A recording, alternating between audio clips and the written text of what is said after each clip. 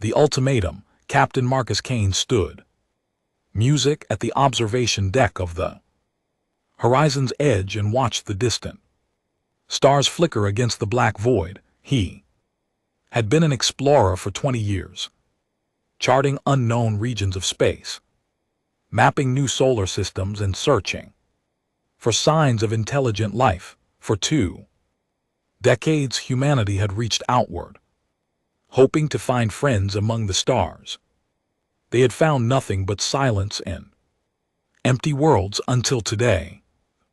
Communications Officer Lieutenant Sarah Chin rushed onto the bridge with her tablet clutched tightly in her hands.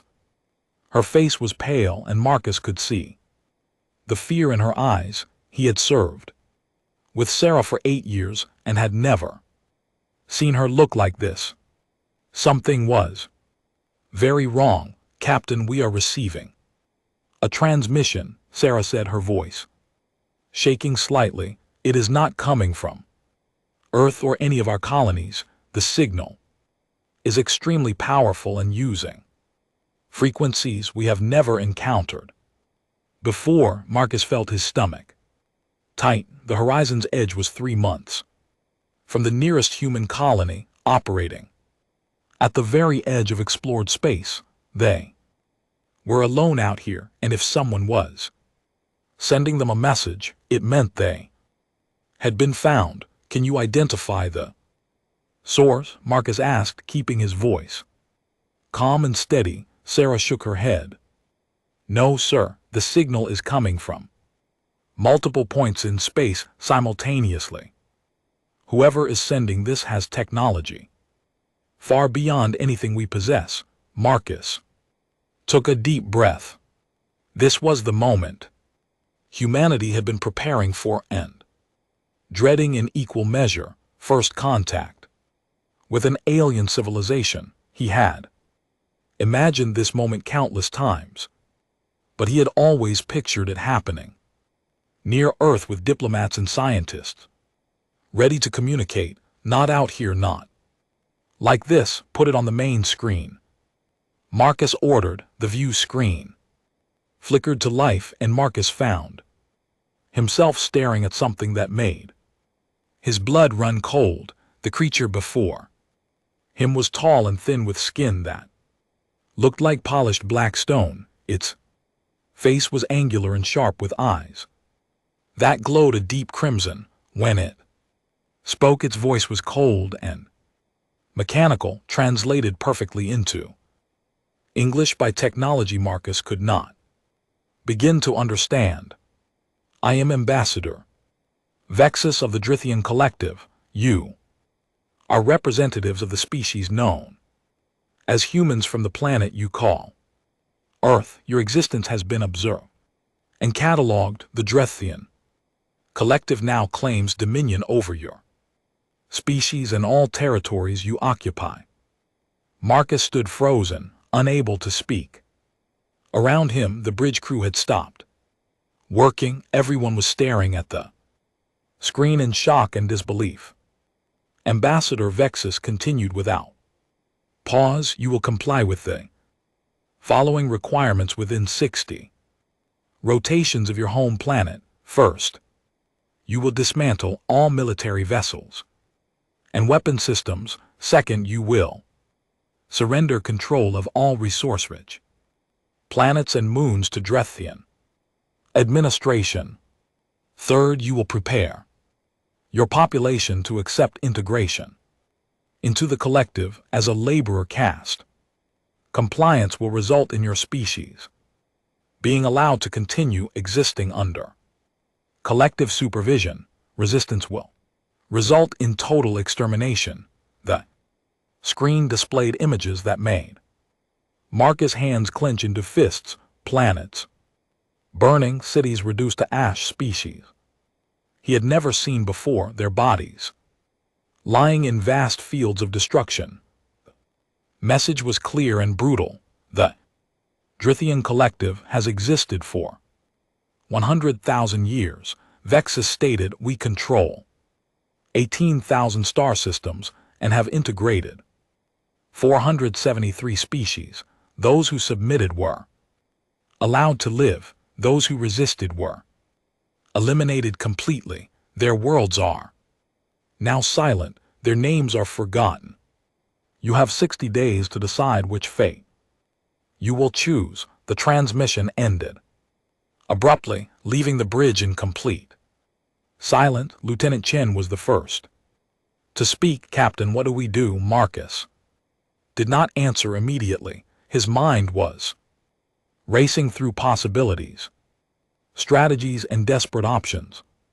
Humanity's entire military fleet numbered less than 5,000 ships, and most of those were exploration vessels like the Horizon's Edge, not warships. If the Drians truly controlled 18,000 star systems, their military power would be unimaginable. Send an emergency transmission to Earth Command, Marcus said finally. Priority Alpha include the entire message we just received. Then prepare the ship for immediate departure. We need to get back to Earth as quickly as possible. The journey home took 3 weeks using the Horizon's EDG's fastest engines. 3 weeks of anxiety and fear as the crew watched the news feeds. From Earth, the Drethian transmission had been received by every human ship, station, and colony simultaneously. Panic was spreading across human space. Like wildfire, some colonies were demanding immediate surrender. Others were calling for war, even knowing it was hopeless. Religious leaders claimed it was the end of days. Scientists frantically searched their databases for any information that might help. Politicians argued endlessly about what course of action to take. When Marcus finally arrived at Earth, he was summoned directly to the United Council headquarters in New Geneva. The emergency session was already in progress when he entered the massive chamber. Hundreds of representatives from every nation, colony, and organization were present, all talking at once, all afraid. Chancellor Victoria Hayes called for order and gestured for Marcus to approach the central platform. Hayes was a stern woman in her 70s who had led the United Council for 15 years. Marcus had met her once before and respected her deeply, but today she looked exhausted and defeated.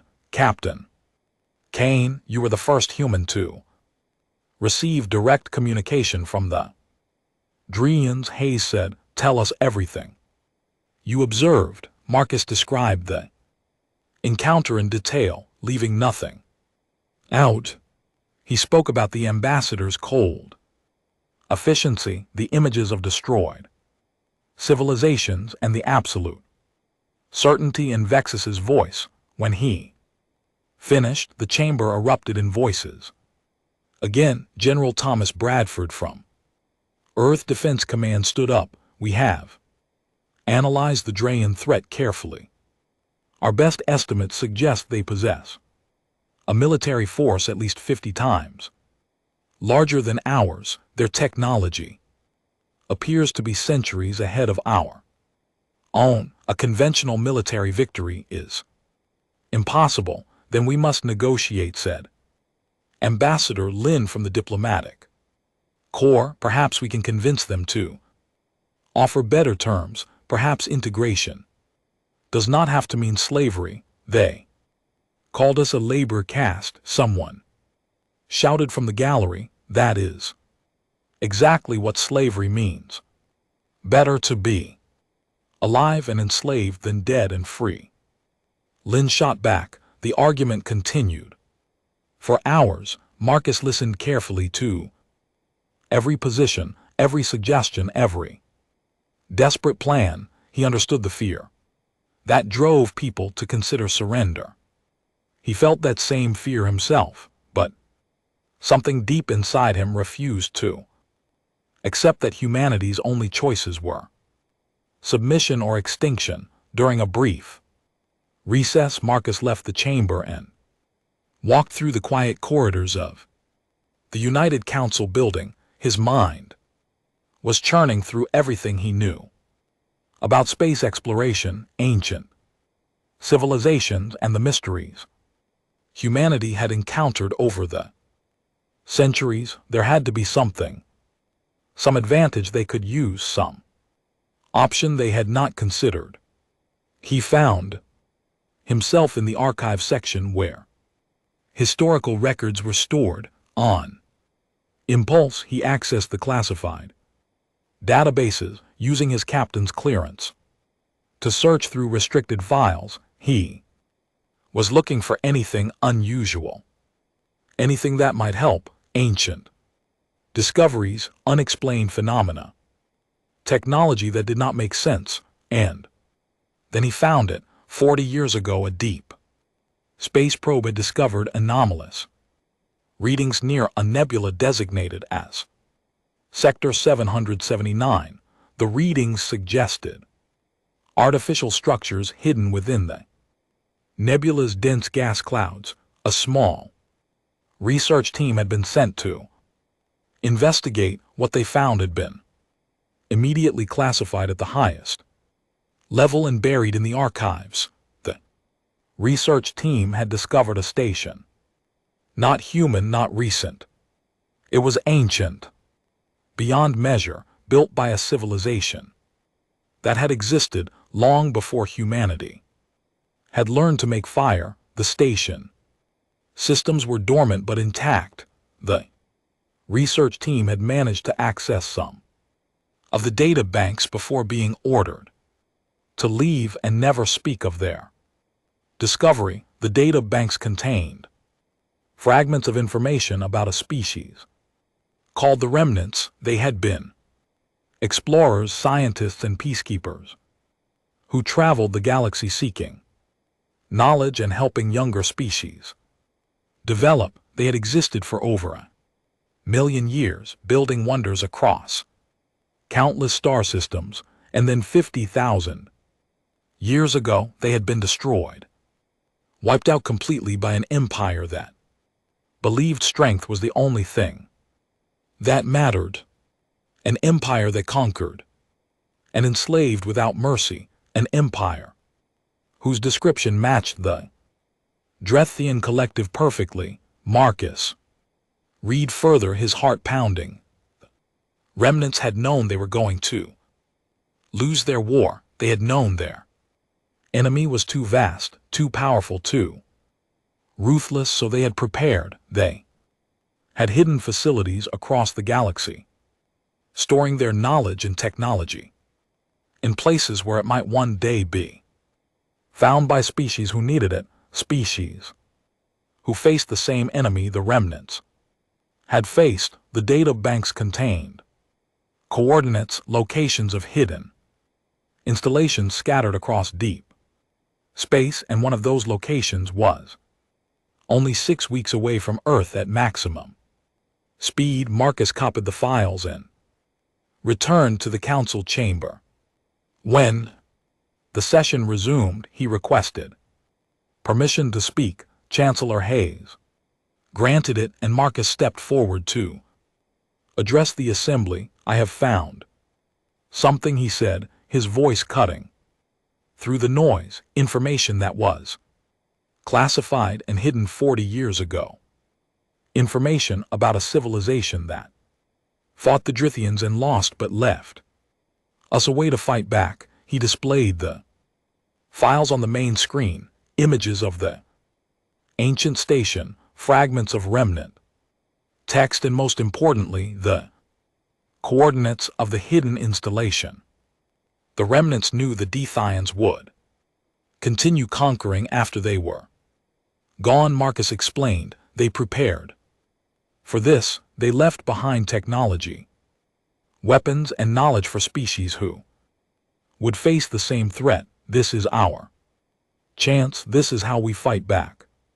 General Bradford stood up. Captain, even if this installation exists, and even if we can access it, we would need weeks to get there. The Drethians gave us 60 days. If we send our fleet into deep Space chasing ancient ruins, Earth will be defenseless if we stay here and wait, we will definitely lose, Marcus replied, but if we take this chance, if we find what the remnants left for us, we might actually have a way to win.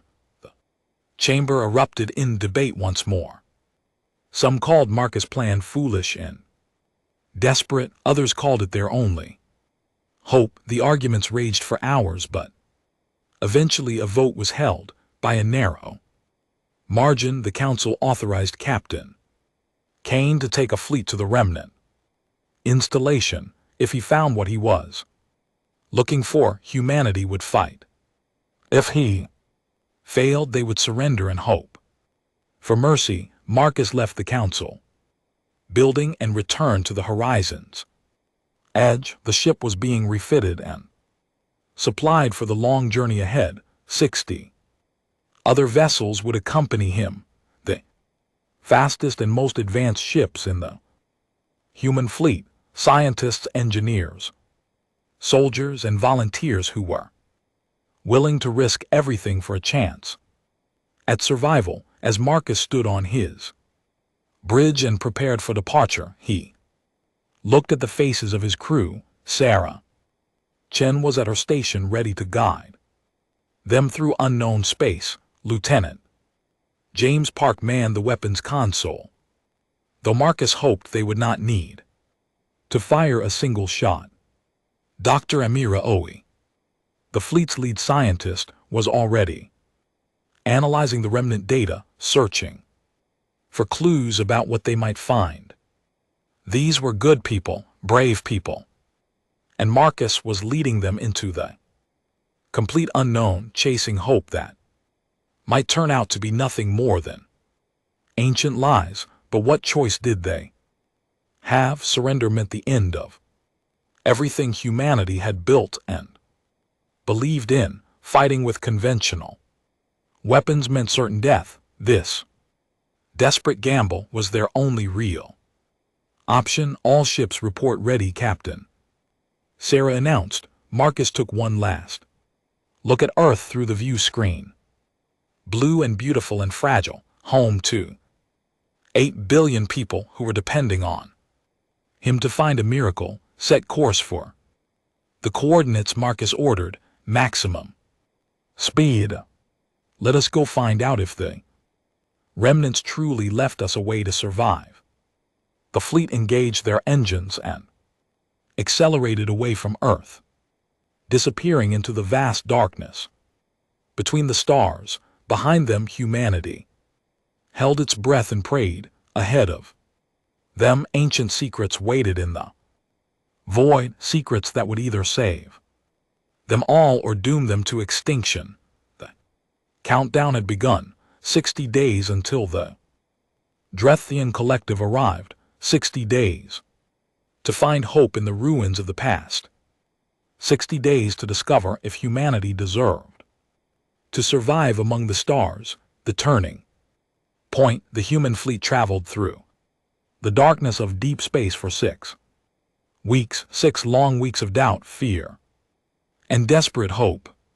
Captain Marcus Kane spent every waking hour studying the remnant data, searching for any clue about what they might find at the coordinates. The fragments were incomplete and difficult to understand, written in a language that human computers could barely translate, but one phrase appeared repeatedly throughout the files: for those who come after, we leave the keys to resistance.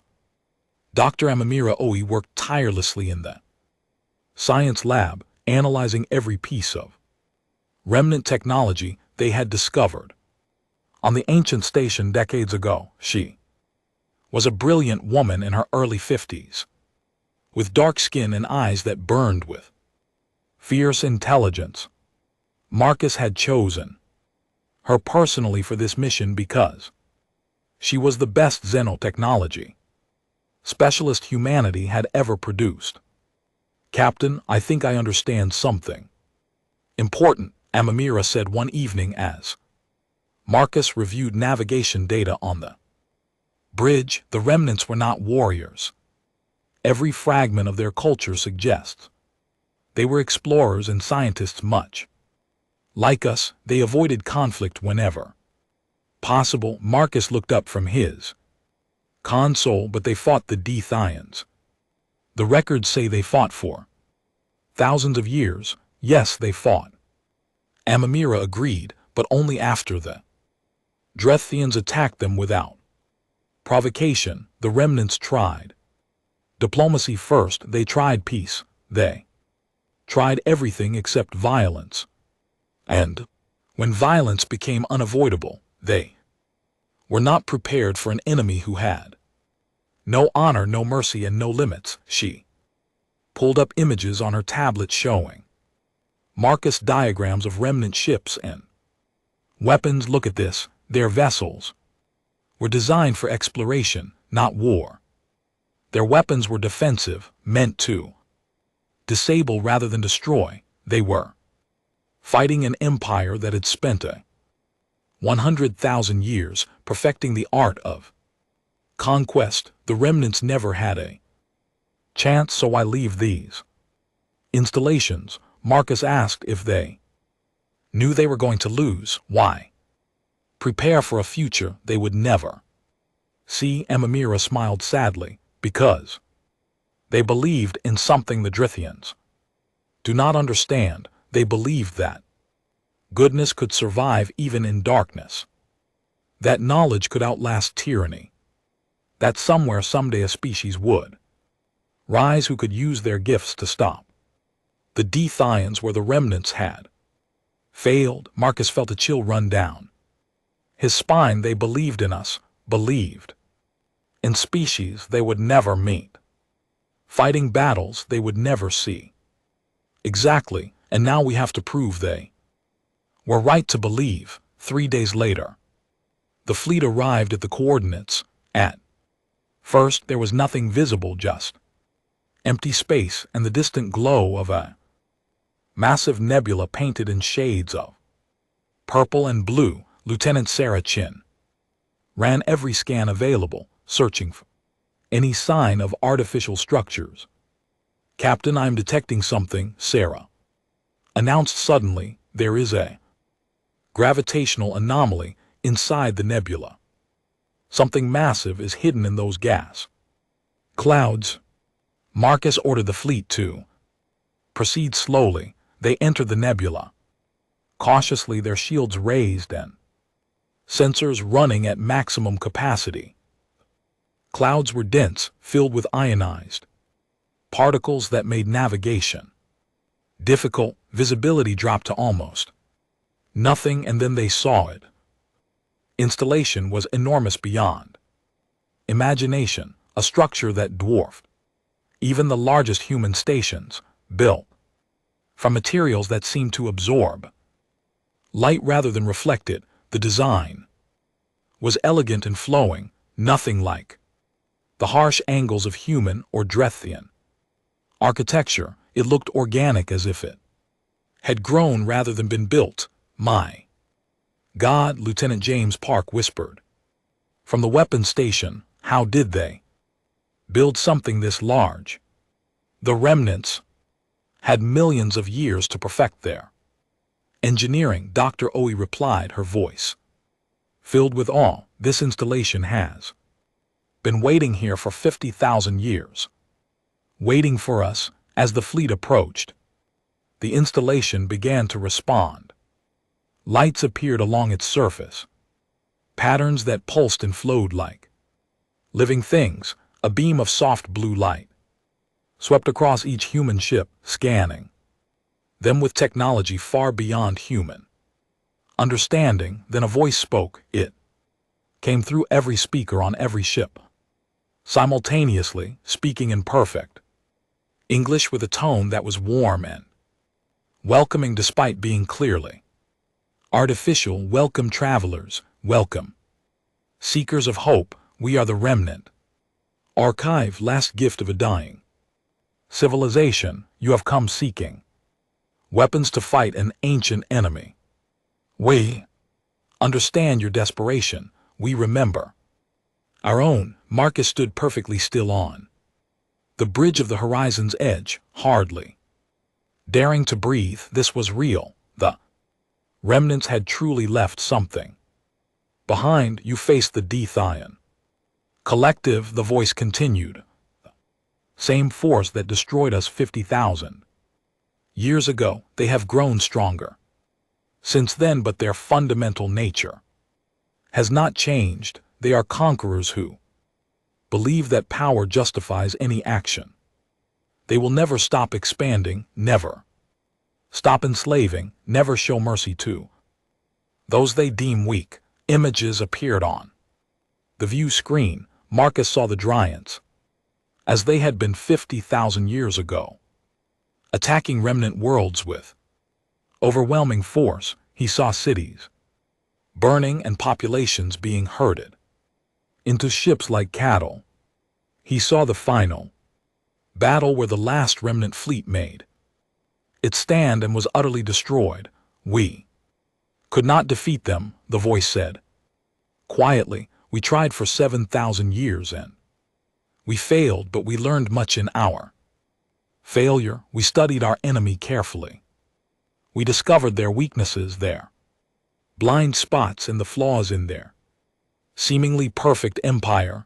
The installation's main entrance opened, revealing a massive hangar bay filled with vessels. They were remnant ships, dark and dormant but intact, hundreds of them, perhaps thousands, waiting silently in perfect rows. We built these ships specifically to fight the Drethians, the voice explained. We designed weapons that could penetrate their shields. We created defensive systems they could not overcome. We developed tactics they could not predict, but we ran out of time before we could use them. Now we give them to you. Marcus felt hope surge through his chest like electricity. How do we operate them? How do we use this technology? The ships will teach you. Enter them and they will share their knowledge, but first you must prove you are worthy. The Dethians were once our children, species we uplifted from primitive existence. We gave them intelligence and technology, and they used our gifts to destroy us. We will not make that mistake again. The blue light intensified and Marcus felt something enter his mind. It was not painful, but it was invasive and overwhelming. He could sense the installation searching through his memories, examining his thoughts and intentions around him. The crew gasped as they experienced the same thing. The examination lasted only seconds, but it felt much longer. When it ended, Marcus found himself breathing hard, his hands gripping the edge of his console. You are not like them, the voice said finally, and Marcus could hear relief in its tone. You seek these weapons not for conquest but for survival. You fight not because you desire power, but because you refuse to surrender your freedom. You are afraid, but your fear makes you cautious rather than cruel. You are worthy. The installation opened completely. Docking bays extended from its surface, inviting the human ships inside. Enter, children of Earth. Accept our gift, but remember this warning: technology is not wisdom. Power without compassion becomes tyranny. Do not let your victory over the Dethians transform you into what you fight against. Be better than we were. Be better than our failed children became. The human fleet docked with the installation and the crew began to explore. Marcus led a team into the main hangar, walking among ships that had been built before humans had learned to use fire. Dr. Oe ran her scanners over everything, recording data that would take years to fully understand. When Marcus approached one of the ships, it responded immediately. A ramp extended from its side and lights activated. Inside, he climbed aboard cautiously, followed by Sarah Chen and James Park. The interior was surprisingly familiar, designed for bipedal creatures of similar size to humans. As soon as Marcus touched the control console, knowledge flooded into his mind. He understood suddenly how the ship worked, how to fly it, how to use its weapons. The information was complex and detailed, but it felt natural, as if he had always known it. This is incredible. Sarah breathed, her hands moving across the navigation controls. I can fly this ship. I know exactly how to fly it. Over the next week, the human crew trained intensively with the remnant technology. They learned to pilot the ships, operate the weapons, and coordinate their tactics. Vessels were remarkably advanced, with shields that could deflect almost any attack and weapons that could slice through enemy armor like paper.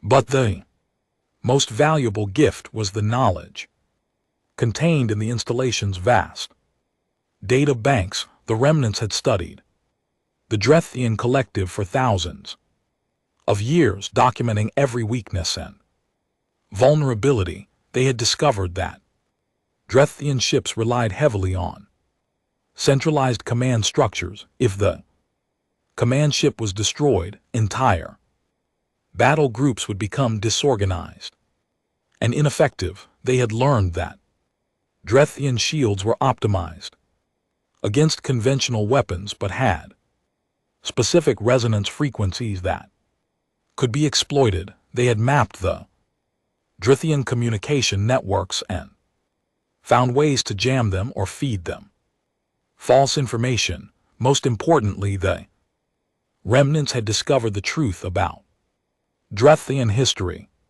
the truth that the Drethians had spent 50,000 years trying to hide and erase. Dr. Owe brought this information to Marcus on the 8th day. Her face was pale and her hands shook as she held the data tablet. Captain, you need to see this.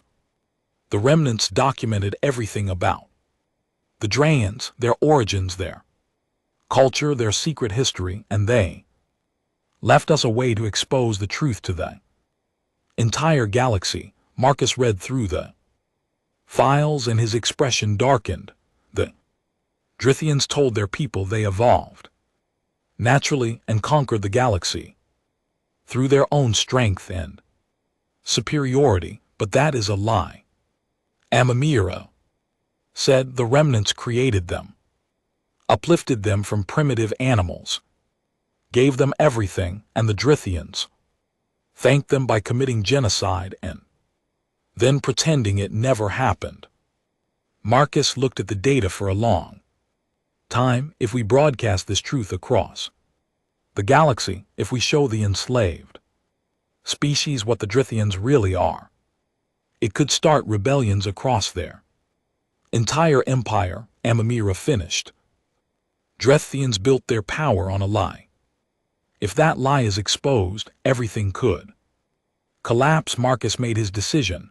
Load all of this data into a broadcast package. We are going to show the galaxy the truth, but first we need to get back to Earth. He gathered the fleet commanders together and explained the situation.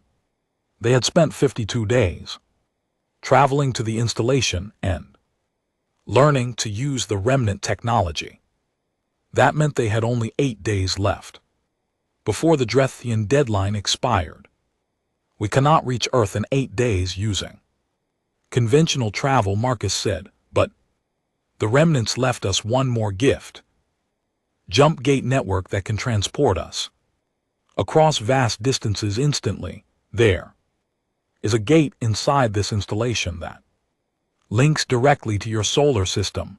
The fleet prepared for departure. Each human ship was now paired with a remnant vessel, effectively doubling their numbers. The human crews had trained hard and were ready to use their new technology, but Marcus knew they were still gambling everything on a desperate plan. As they prepared to activate the jump gate, Marcus stood on the bridge of his new remnant ship and looked back at the installation one last time. "Thank you," he whispered to the ghosts of a dead civilization. "Thank you for believing in us." The jump gate activated and the human fleet disappeared in a flash of brilliant light. Meanwhile, at Earth, the situation had become desperate. Drethian Warfleet had arrived 2 weeks early, catching Earth's defenders by surprise. 4,000 Dryan warships now surrounded the planet, with more arriving every hour. Ambassador Vexus had delivered a new ultimatum: surrender immediately or watch your world burn. General Bradford commanded Earth's defense forces from the orbital station Unity.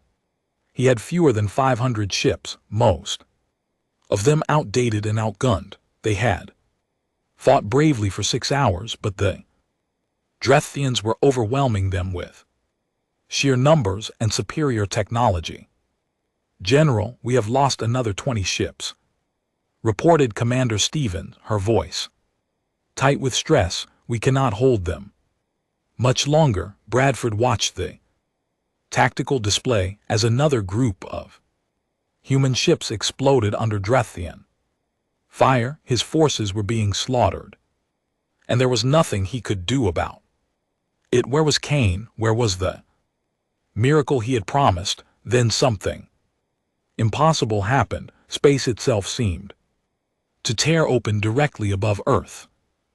Massive portal of swirling energy appeared and ships began pouring through. Human ships and remnant ships, hundreds of them, arriving in perfect formation on the bridge of his remnant vessel. Captain Marcus Kane surveyed the battlefield. The Drithian fleet was exactly where the remnant data had predicted it would be, arranged in standard conquest formation around Earth. They had not expected resistance. "All ships, this is Kane," Marcus broadcast to both human and Drethian vessels. "Activate remnant shields and prepare to engage. Show them what happens when you threaten Earth." The remnant ships came alive with power. Their shields flared into existence, shimmering barriers of energy that absorbed Drian weapons fire without strain. Their weapons charge, building energy that made space itself vibrate. Ambassador Vexus watched from his flagship in disbelief. "What is this? Where did those ships come from?" His tactical officer's voice was panicked. "Ambassador, those vessel signatures they match remnant technology. But that is impossible. The remnants were destroyed 50,000 years ago." "Destroy them?" Vexus screamed. "Destroy them all." The Drethian fleet opened fire with everything they had. Thousands of weapons discharged simultaneously, filling space with deadly energy. It was enough firepower to shatter a moon. The remnant shields held easily. Marcus smiled grimly. "Return fire. Target their command ships first." The remnant weapons fired, and the Drian fleet learned what terror truly meant. Beams of concentrated energy sliced through their shields as if they were not there. Drian command ships exploded in brilliant fireballs, taking their entire battle group's coordination with them.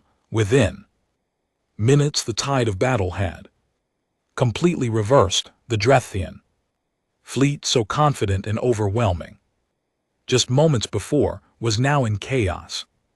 Their ships collided with each other as they tried to retreat. Their communications were jammed. Their weapons were ineffective. Marcus opened a channel to Ambassador Vexus. "This is Captain Marcus, Kine of Earth. You came to our world with threats and violence.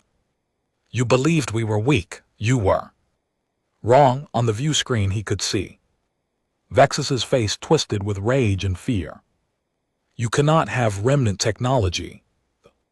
Remnants are dead. We destroyed them.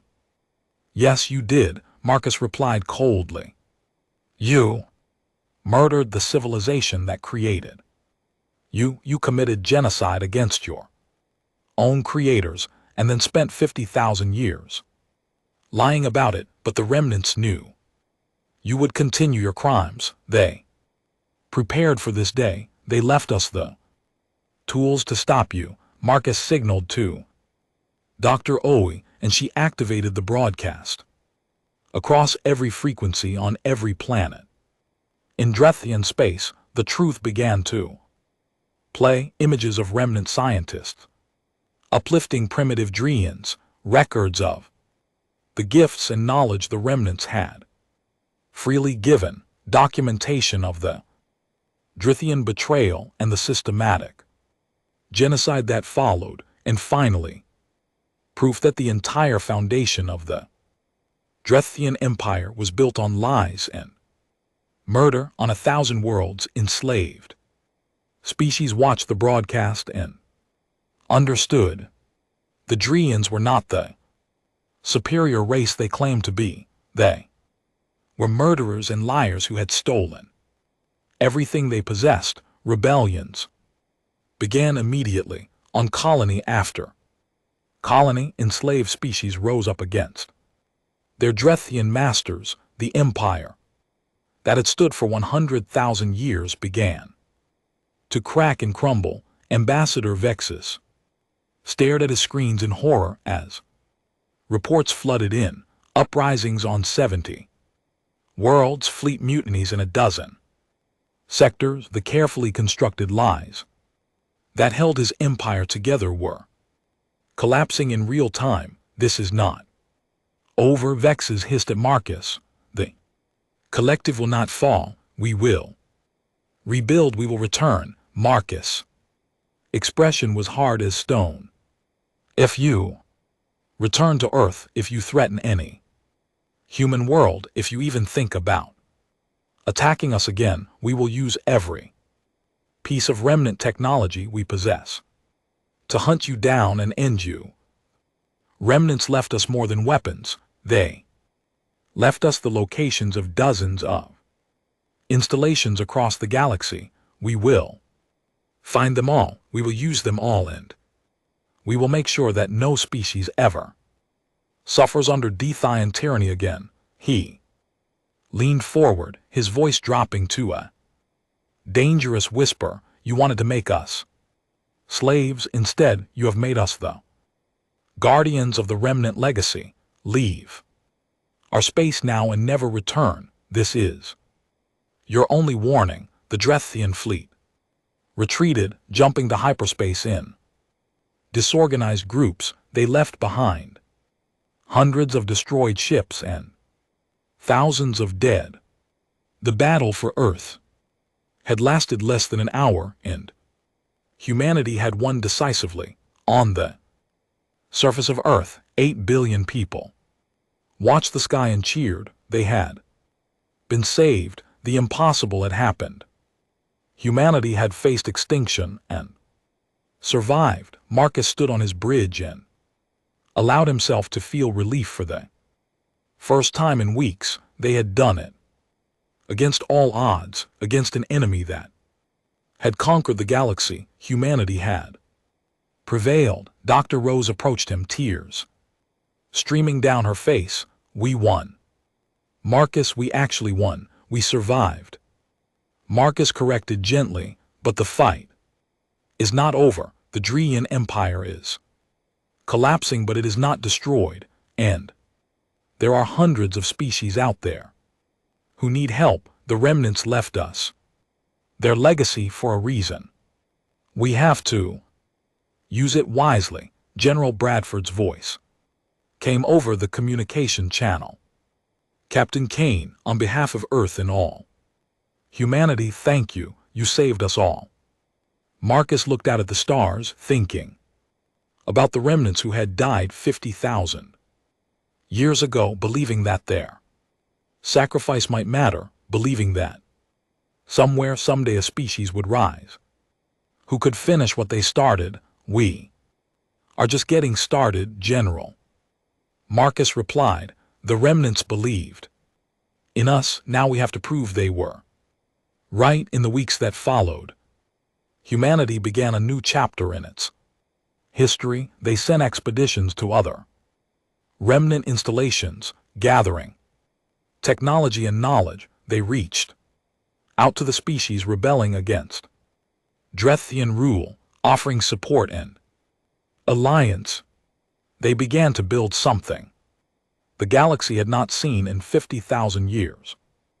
A coalition of free species working together, protecting each other and refusing to bow to tyranny. The Dryan collective did not fall completely, but it shrank dramatically as more and more species broke free. The empire that had ruled 18,000 star systems now controlled barely 2,000, and that number decreased every year. Captain Marcus Kane became Admiral Kane, leading humanity's growing fleet as they explored the galaxy and helped liberate enslaved worlds. Dr. Amamira Oe led the scientific effort to understand and adapt remnant technology for human use. Lieutenant Sarah Chin became the first human to master remnant navigation systems completely, mapping out the ancient jump gate network. And on Earth, in the halls of the United Council, a new monument was erected. It showed a human reaching up toward the stars with an inscription in both English and the remnant language: for those who came before and for those who will come after, we remember, we honor, we continue. The remnants were gone, but their legacy lived on. Humanity had been given a gift beyond measure, and they swore to use it not for conquest or revenge, but for exactly what the remnants had intended: protection, justice, and hope. The galaxy would never be the same. The age of Drethian domination was ending, and a new age, an age of cooperation and freedom, was just beginning, all because one desperate captain had refused to accept defeat, and an ancient civilization had believed that goodness could survive even the longest darkness. The war was over. Humanity had turned. The tide and the stars themselves seemed to shine a little brighter, as if the remnants were watching from whatever place their spirits had gone, proud of the children they had never met but had always believed in.